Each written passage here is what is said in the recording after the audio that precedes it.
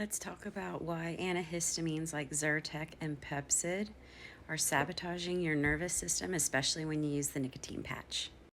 For those that don't want to stick around for school today, I will put a picture, a snapshot of the cheat sheet in the comments. For those of you that do want to learn the science, let's get this webinar started. First, let's talk about what these do. So Zyrtec is an H1 blocker and Pepcid is an H2 blocker. And these help mitigate our histamine response throughout the whole body. So the itching, the flushing, the hives, the dumping, the digestive issues, all of it are managed by these two pharmaceutical level antihistamines. Now, how this negatively impacts the human physiology, specifically with the nicotine patch, is what we're going to go into today.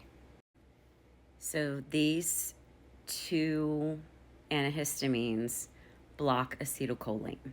So they don't just help with histamine, but they block acetylcholine, and it's the prime neurotransmitter of our nervous system. When it is depleted, we cannot get into rest and digest. So antihistamines directly work against the nervous system, and they push you into sympathetic dominance. This is the exact opposite of what we want to do, especially when we are working on nervous system regulation and utilizing the patch. Sorry about my voice. It was farmer's market day. I talked a lot and it was outside, and of course it's springtime in Indiana, so there's just a lot going on. So sorry about my raspy voice. Acetylcholine is the biggest piece of the puzzle when you are a chronic illness person, specifically with mold toxicity. If you have trauma, or if you're just trying to learn how to navigate in this stressful world, and you need to learn how to come down out of a stressful situation like a bad day at work or a bad meeting at work, it is imperative for the way our gut communicates to our brain. It is critical with regard to regulating our heart rate and whether or not we get deep sleep or not. So when we block that by using histamines, the over-the-counter or prescription H1 or H2, we are going to have problems with our nervous system. That's exactly why the PMDD girlies all got comments from me about when it was very popular about using Pepcid for PMDD. I was like, no, absolutely not. Don't do that. You need to understand that mast cells are innervated. Anyway, we'll get there. Okay, back on track. So with regard to healing your nervous system and healing the body from chronic illness and actually getting yourself well, protecting the acetylcholine signal is imperative. So if you need to use them like in an emergency situation, in a pinch, you have tried everything else and nothing is pulling your histamine levels down and you are stuck in a flare, then of course we need to be able to utilize it as a tool, but it's a last ditch effort tool. Like, you need to exhaust every other resource because they deplete the very system that we are trying to restore. They actually keep us stuck in this repetitive, perpetual cycle of fight or flight, not ever letting us get out of it. And I get really frustrated with people that recommend H1 and H2 blockers as a band-aid approach with that. It just shows that they don't know basic science, they don't know human physiology, and they definitely don't know biochemistry, because if they did, they would not recommend those. They are very harmful specifically to women, and I am not going to allow that. I am going to advocate for health of women, and so use antihistamines only as a last resort. So the first line of defense that we're going to use is, I got to put a list up. Hold on. Okay, so natural antihistamines that actually manage the histamine levels and stabilize mast cells, support the flushing out of histamine, and also support the nervous system are going to be DAO enzyme. You're going to want to take this before you eat. Vitamin C. I also pair this with modified citrus pectin. That's just my choice. One, I think modified citrus pectin tastes disgusting. My vitamin C tastes delicious. I use Equilife powder. That is great for both antihistamine as well as supporting the histamine that's in circulation, grabbing it out, and then flushing it, and then supporting the nervous system. Quercetin, nettle, and NAC is commonly called D-Hist by Orthomolecular. I'm still working on getting my full script available. I want to make sure that I limit it, and I'm having a little bit of problem there to just these smaller protocols here. But it's just a little bit difficult to have full access to people that are clients of mine and patients of mine, and then just the general public. So I'm working on it.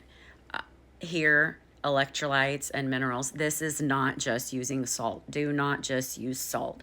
Minerals and electrolytes require balance. They need each other to work well.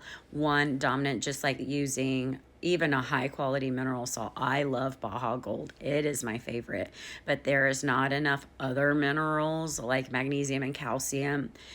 It's so sodium heavy that dominant is going to lower the magnesium and potassium ratio, and so that's just additional problems. Do not use just salt. I'm not saying don't use salt like in your everyday life, but when it comes to minerals and electrolytes, salt is not a good option here. You need something that is actually balanced properly.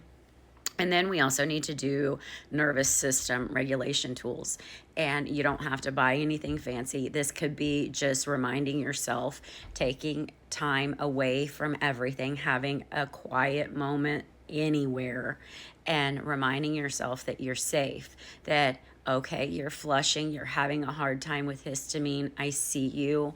I try to identify the problem, and then convince yourself, say, self, we're safe. It's okay to flush, but we're all right. It's going to be okay. You're not being chased by a bear.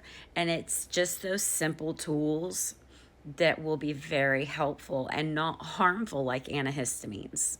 So often our chronic illness causes us to get stuck in fight or flight. And then when we take antihistamines, it really locks the padlock into that hypervigilant state.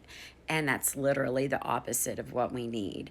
And so trying to take time to connect with your inner self and your physical body to let yourself know that you're safe is a huge step. I know it seems very simple, but when you have to sometimes convince yourself that you're safe so that you can come out of that stuck fight or flight before you slip into dorsal vagal shutdown.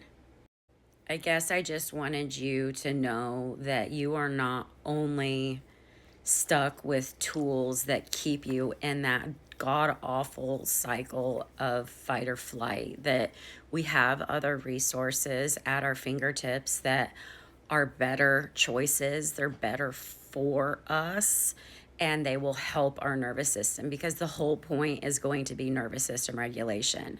Mast cells they live along nerve lines, and so when our nervous system is tripped into fight or flight, or something is stimulating to that side of our nervous system, histamines or mast cells dump their histamine. They pop open and they dump. And it's really a beautiful thing if you think about what your body is doing. It's dumping that histamine to keep you safe.